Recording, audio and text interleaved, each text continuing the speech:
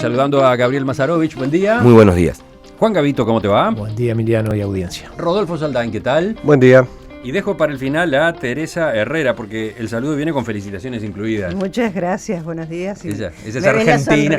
Me ven la sonrisa, ¿no? Cuando le conviene es Argentina. Ay, por supuesto. Cuando le conviene es Argentina Por y hoy está supuesto. feliz, radiante Hoy con la estoy feliz goleada. porque no juega contra con Uruguay, porque cuando juega con Uruguay tengo el corazón dividido, pero como fue contra otros no hay problema. Corazón partido, ¿eh? Casi como una canción. Exactamente, tal cual. Bueno, vamos al primero de nuestros temas y repasamos la actualidad acá en Uruguay. El Poder Ejecutivo dio a conocer este lunes las pautas que regirán en los consejos de salarios del sector privado. Los lineamientos que se anunció incluyen la innovación de fijar los porcentajes de ajuste salarial según una clasificación de los sectores de actividad en 3 grupos que a su vez se determinan de acuerdo a la situación de cada uno de ellos. Además, otra de las novedades es que se establecen aumentos nominales, cambiando el mecanismo que se aplicó hasta ahora de ajuste por inflación más determinada cuota de recuperación de salario real. También se prevé aumentos adicionales para los salarios más bajos. Al finalizar el Consejo de Ministros, el titular de Trabajo y Seguridad Social, Ernesto Murro, explicó dónde estaban los objetivos que se persiguen. En primer lugar, el promover aumentos salariales diferenciales, atendiendo la situación de los trabajadores con ingresos más bajos o ingresos sumergidos. En segundo lugar, compatibilizar el crecimiento del salario real con la necesidad de continuar creando puestos de trabajo, o sea, mantener los elevados niveles de empleo que el país tiene y en ese sentido articular las políticas de ingresos con las políticas de empleo y en particular el crecimiento del salario real. En esta misma línea, un tercer objetivo es proteger las mejoras salariales obtenidas en los últimos 10 años, asegurando por lo menos el mantenimiento de los niveles de salario real actuales. En cuarto lugar, atender el dilema entre salario y competitividad de los sectores exportadores, de modo que el país pueda seguirse desarrollando y pueda seguir creciendo en esta actividad. Ayer tuvo lugar la primera reunión del Consejo Superior Tripartito. Allí el gobierno informó de estas pautas a empresarios por un lado y PIT-CNT por otro. Y la reacción de la Central de Trabajadores fue tajante. No es por ahí. No le convencen al PIT-CNT estos lineamientos. Es más, solicitó que el Poder Ejecutivo los reformule. ¿Qué ocurrió? Bueno, la reunión pasó a un cuarto intermedio. El debate se retomará la semana que viene. ¿Cómo han visto este escenario nuevo? ¿Qué dicen? ¿Quién empieza? ¿Teresa? Bueno, yo creo que, comparto de alguna manera la visión del gobierno en términos de la prudencia que significa toda esta etapa que todos sabemos que va a ser muy difícil, ¿no? Creo que un criterio de realidad implica saber cómo son las situaciones y bueno, incluso algunas empresas no están en buena situación y algunos sectores ni que hablar, ¿no? Por ejemplo, el tema de la sequía, el agro, la leche, por nombrar solo algunos sectores que todos conocemos. A mí me gustaría de todos modos, además, en términos de realidad también, tener claro que más del 80% de las empresas de este país son MIPYMES y que por lo tanto muchas de ellas les resulta muy dificultoso poder salir adelante, porque a veces cuando pensamos en aumento de salarios o cosas por el estilo estamos pensando en las grandes empresas. Las grandes empresas de este país, la inmensa mayoría son las empresas del Estado. Hay muy pocas empresas privadas que tienen gran cantidad de personal. En general son empresas muy chicas donde hay mucho esfuerzo para poder salir adelante. Algunas de ellas tienen el agravante de ser empresas unipersonales, con lo cual pagan un IRPF altísimo porque no pueden descontar, digamos, los salarios que pagan de ese impuesto. Ese es un tema que creo que algún día habría que hincarle el diente. Y bueno, entonces me parece que en el panorama que todos estamos viendo que se avecina, complejo, difícil, creo que esas variables hay que tenerlas en cuenta. Juan, ¿tú? Sí, yo creo que más que analizar las pautas que solamente teniendo información y formación uno podría opinar en profundidad, creo que vale la pena referirse al episodio desde el punto de vista político más global. A mí me llamó la atención que en plena preparación del presupuesto y donde se suponía que el gobierno estaba prestándose a dar la batalla por la parte del sector público, tira este paquete donde también pone, hace que se crispe, ¿verdad?, el sector privado, me refiero al sector privado trabajador. Entonces, algunos han dicho es que esta es la parte del ajuste que viene por el lado privado. Eso para mí tiene dos lecturas. Primero, que realmente hay una preocupación, no un mero discurso por la galería, sino que hay una preocupación de fondo por la situación económica. Y segundo, seguramente el gobierno querrá aprovechar este momento de fortaleza, digamos, de imagen que sigue o que viene en el primer año de gobierno.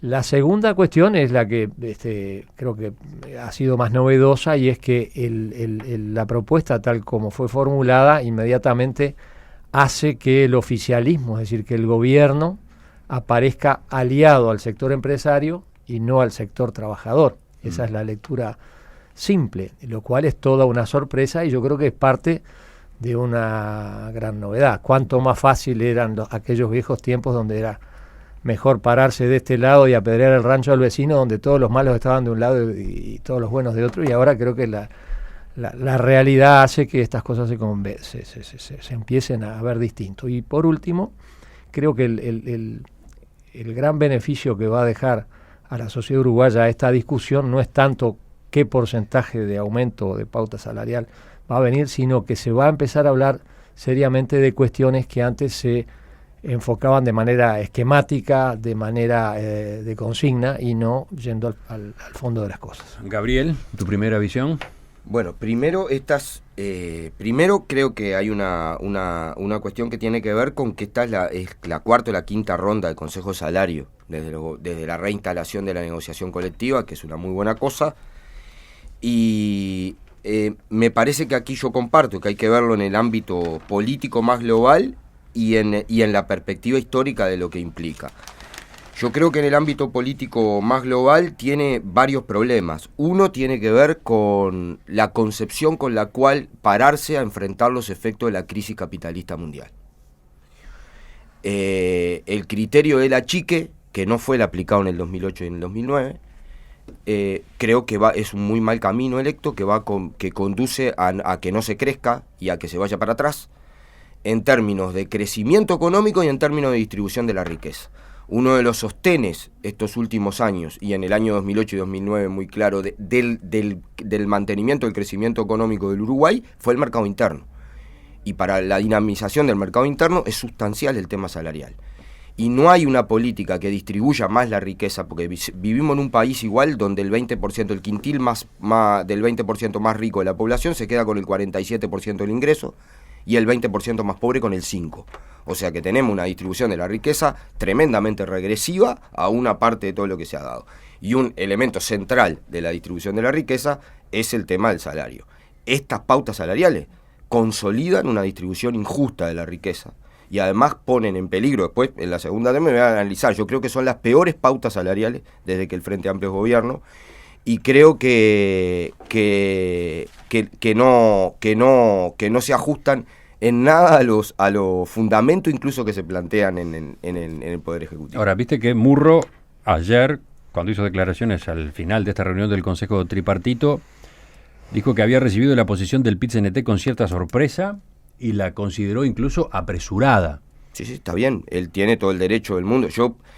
Desde el PIT-CNT y desde sectores de la izquierda recibimos con muchísima sorpresa las pautas salariales que muy bien podían haber sido planteadas en una reunión antes de informarlas por la prensa a todo el mundo y discutir. Creo que hay un problema de forma a los empresarios, a los trabajadores, a todo el mundo, dársela. Para algo existe el Consejo Tripartito de Salario, ¿no? Cosa que se había hecho siempre antes, y yo creo que no hay ningún apresuramiento. Hay un análisis, yo tengo un documento del Instituto Cuesta Duarte que ya ha sido sacado, Y en la segunda intervención, para no sacarle, podemos analizar punto por punto. Por ejemplo, lo que se dice de los salarios sumergidos, el salario mínimo nacional va a tener un aumento de 400 pesos por año. Sí, lo destacaba más temprano Fernando Pereira, presidente del PIT-CNT, cuando lo entrevistábamos. Yo digo, no es ningún apresuramiento el análisis en eso. Eso es absolutamente insuficiente. ¿Rodolfo? Bueno, está claro que esto no es parte del giro a la izquierda. Bueno, esa expresión aparecía también temprano en la entrevista con Fernando Pereira. Él en determinado momento decía, bueno, si lo que se quiere es dar un giro a la izquierda, las pautas deberían haber sido tales o cuales. Y esto viene a cuento de eso que por lo visto Tabaré Vázquez ha planteado en reuniones del Consejo de Ministros, según distintos trascendidos, en cuanto a que en este periodo de gobierno su administración se propone dar ese giro a la izquierda. Algo que algunos han visto como una jugada política en el momento en que justamente se ingresaba en una pulseada con sindicatos, tanto en el sector público como en el sector privado. Por lo pronto, esto no es el giro a la izquierda, ¿no? Es decir, si bien ha habido una expresión verbal de que hay que hacer un giro a la izquierda, este no lo es y seguramente el presupuesto tampoco lo va a hacer. Probablemente porque esta es la primera vez que a la izquierda le toca gobernar en el país en un contexto económico no favorable. Y un contexto económico no favorable no facilita políticas del corte de las que hemos visto en la década previa. Claramente, acá hay una tensión entre salario y empleo, donde de alguna manera se ha privilegiado tratar de mantener el empleo, y hay también una tensión política entre dos visiones que está presente sistemáticamente en la gestión del gobierno. Una visión que podríamos encabezar en la figura del ministro de Economía, del astorismo, digamos, o una visión, digamos, de corte más socialdemócrata, y otra visión que creo que la deberíamos ubicar básicamente en el PIT-CNT, que sin ser parte del frente, integra la cosmovisión de la izquierda.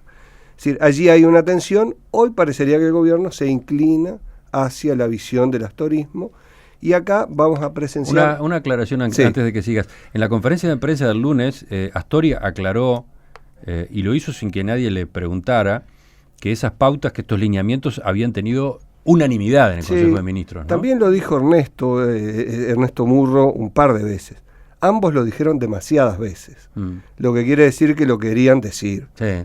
Porque cuando eso ocurre, sabemos que es para tratar de soldar alguna diferencia que seguramente hubo. No, pero lo digo porque por lo visto entonces no existe tal división, por lo menos en este asunto, hoy dentro del oficialismo.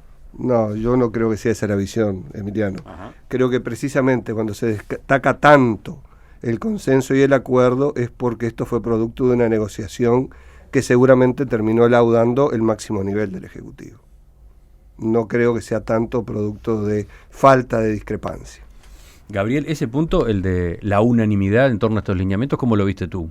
Puede ser que haya unanimidad en el Consejo de Ministros. Creo que este tema se tiene que discutir en el Frente Amplio. No, estas pautas para mí no reflejan la concepción que está planteada en el programa de gobierno del Frente Amplio.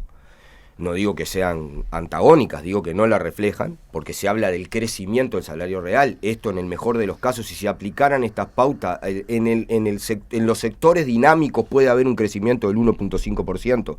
Si la inflación es así, ese es el crecimiento que habría en general, y por lo tanto no es el espíritu que planteaba el programa del Frente Amplio con claridad. A ver, una pausa ahí. Rodolfo, tú te has manejado en estos temas durante años. ¿Esos cálculos que hace Gabriel los estás compartiendo? En general sí. Acá, digamos, la única chance que hay de que haya crecimiento salarial en términos reales es que la inflación se ubique en el entorno del centro del rango meta que tiene planteado el gobierno, es decir, 5%. Hoy estamos muy lejos de eso. Probablemente al final del periodo, si el conjunto de políticas tiene éxito y si el gobierno logra contener además el gasto público, por lo tanto allí juega el tema presupuestal, tal vez lo logre, pero hoy es un gran signo de interrogación. Seguí, Gabriel. Dos cosas que a mí me parecen importantes. Para analizar las pautas en general, se han analizado y en este sentido. Primero, yo insisto, el Frente Amplio tuvo una situación económica muy complicada cuando asumió en el 2004. y la resolvió. 2005, ¿no? Sí, por eso, en torno a esa, y se salió de esa crisis a partir. Discrepo, ¿no? Bueno, Ya veníamos de la una de había las crisis sacado peores. Valle ya Está de la bien. crisis. Está bien, pero veníamos con una situación de 30% de pobreza, un índice de desocupación brutal, y además en estos 10 años, que ya van para 15, ha crecido sistemáticamente el salario y nunca tuvimos tanto nivel de empleo. Entonces, yo lo que digo es que está claro que hay una situación internacional compleja, nadie la discute. Está claro que hay una situación regional completa y nadie la discute, y creo que hay un primer nivel de debate que es cómo se enfrenta a eso. Y creo que es la prueba del 9 del gobierno progresista. Es decir, cuando se pone en tensión la puja redistributiva, ¿hacia dónde se va? Si se para la puja redistributiva o no. Segundo, plantean estas pautas porque el problema es que se vencen varios convenios salariales que empiezan a discutir. Claro, que se tienen que empezar a discutir ahora. Es imprescindible. No les quedó otra que presentarla porque los grupos de Consejo Salario empiezan a negociar ahora el metal, la salud, por decir algo. La salud ya empezó, por ejemplo. Por eso. La salud privada. Entonces, tenían que presentarla y verla. Segundo, sistemáticamente, por eso destaco la negociación colectiva, los sindicatos más fuertes han desbordado largamente las pautas del Poder Ejecutivo en las negociaciones de los consejos salarios. Siempre, en todas las rondas. Por lo tanto, aquí hay una lucha entre el capital y el trabajo que se expresa en la negociación colectiva, y el grado de organización va a levantar. Rodolfo se sonreía recién ante esa afirmación. ¿Por qué? Porque recordé un postulado histórico del PIT-CNT en otras rondas, en otros gobiernos, no del Frente, que era quebrar las pautas. Bueno, pero es que Esa de hecho era una bandera pero que se yo quiero levantaba terminar como con objetivo eso. político. O sea, se han quebrado las pautas salariales del Poder Ejecutivo en la lucha en general, porque son una medida, y los sindicatos más fuertes. El problema lo van a tener los sindicatos más débiles, que por lo tanto siempre la pauta del Poder Ejecutivo importa mucho, porque es una base de negociación en los sindicatos más débiles, que en general tienen los salarios más bajos, además. Y por ejemplo, cuando se habla de los salarios de menos de 15.000 pesos, las pautas que se proponen abarcan a un porcentaje muy, muy pequeño de la situación, porque la mayoría de los que ganan esos salarios están en la informalidad o en el subempleo, y por lo tanto los impacta mucho más el salario mínimo nacional que lo que se negocia en los consejos de salario, y el aumento del salario mínimo nacional es absolutamente insuficiente, sin ningún lugar a duda. Entonces, a mí me parece que esto, desde el punto de vista político, tiene una tensión bien importante, que es el bloque político y social que respalda un proceso de cambio y hacia dónde va, le genera una tensión bien importante. Yo digo, ¿puede ser que esto conduzca a bajar un punto de la inflación? Capaz que sí. Ahora yo digo, ¿a qué costo? Porque digo, ¿dónde se van a respaldar para discutir estas cosas y esta discusión? Teóricamente el gobierno quiere, por un lado, mantener el empleo, no poner en riesgo puestos de trabajo. Exacto. Quiere, al mismo tiempo, asegurar los niveles de competitividad o mejorar la competitividad de sectores de la producción que están en competencia con el exterior o con competencia en el mercado local con productos importados. Esos son los objetivos, además de la inflación, no solo la inflación. Está bien, ponen como los tres. Ahora, yo digo, eso, cuestionando el planteo redistributivo de la riqueza, cuestionando la base social que tú tenés, y planteándolo sin discusión previa, además, tirándole las cosas que tienen que tirar. Digo, me parece que políticamente es una apuesta compleja, que además va, sin ningún lugar a dudas, va a elevar el nivel de conflictividad altamente, porque nadie en los consejos salarios se va a quedar con estas pautas y va a pelear, y va a generar un escenario que es un escenario complicado, por ejemplo, porque establecen 90 días, ¿no? Bien, yo fui delegado de los consejos salarios. Yo fui delegado en el gobierno Sanguinetti, fui delegado de los consejos salarios. Digo, si la patronal se recuesta, espera los 90 días, ¿qué va a pasar? ¿El gobierno va a votar con las patronales laudos en más de la mitad de los consejos salarios? O sea, me parece que es un problema que van a tener políticos. Lo van a tener, no digo que esté mal o esté bien. El gobierno anticipó que si hay desacuerdo entre la parte sindical y la parte patronal, depende de los casos. Y si define el Poder Ejecutivo se va a volcar por estos criterios. Por eso. Bueno, y va a votar con las patronales, no en la base del acuerdo que se ha logrado tratar. Vamos al otro lado de la mesa. Perdón, yo creo que Me parece que una cosa que tenemos que reconocer, y voy a dar una de cal y una de arena al gobierno, una de las cosas que tenemos que reconocer claramente es que tenemos el índice de Gini mejor de toda América Latina.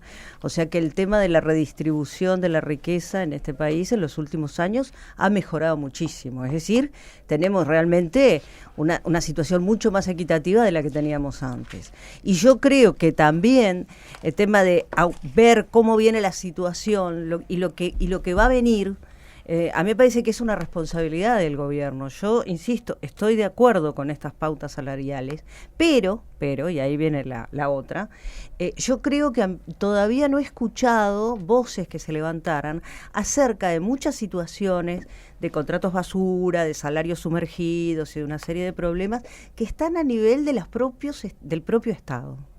Hay muchos ministerios, muchos lugares del Estado donde en realidad hay situaciones muy complejas en cuanto a la contratación de los trabajadores y realmente me preocupa ver cómo se mira con una lupa determinadas cosas y con otra lupa otras. Me parece que eso también tenemos que tenerlo en cuenta porque me pregunto quién va a defender a esa gente en estas negociaciones. A mí me gustaría volver a situar la cuestión en el plano más ideológico, conceptual.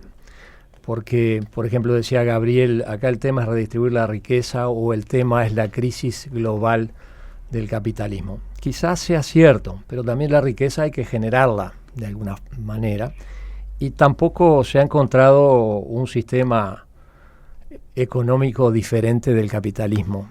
Pasa un poco como con la democracia. Son sistemas malos que encierran en sí mismos grandes injusticias, pero las alternativas no existen. Durante años para la izquierda de este país, la raíz de los problemas estaba en que el sistema capitalista era malo y que había que ir a un sistema alternativo. Cuando se derrumban esos sistemas alternativos en sus experiencias reales, me refiero a la Unión Soviética, me refiero a lo que hoy puede verse de Cuba, lo que hoy es Corea del Norte, por ejemplo, queda claro que el problema no es ese y que en todo caso el problema lo tiene esa misma izquierda en presentarnos una alternativa.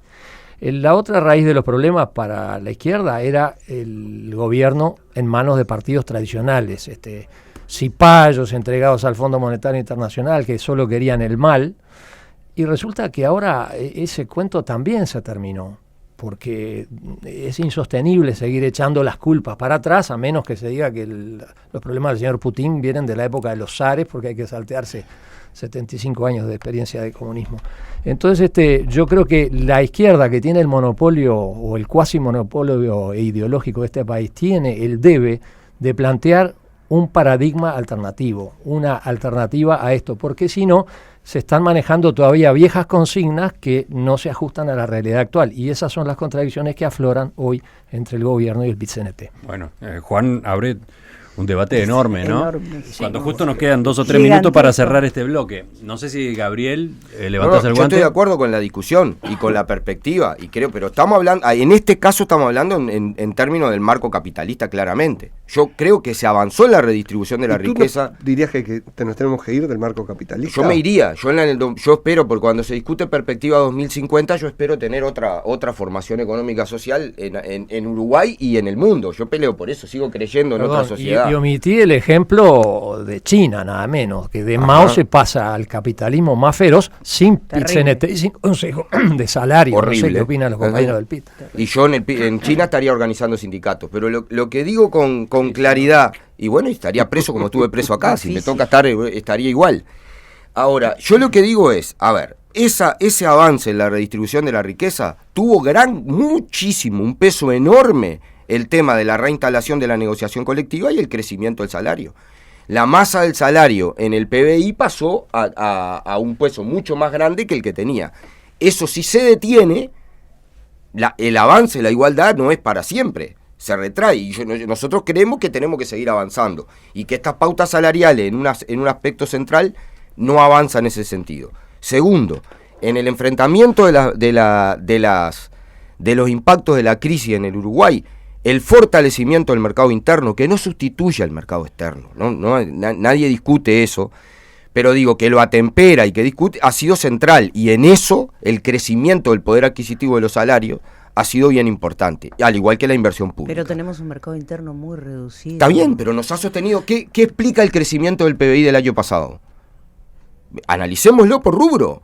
Y decimos, si golpeás también eso, ¿dónde vas a terminar? Pero a Entonces, propósito de las experiencias recientes, dice un oyente, Diego, y esto viene a cuento de un planteo de Gabriel, la exigencia redistributiva que viene del sector gremial tiene un antecedente de Necolat. Allí se planteó eso.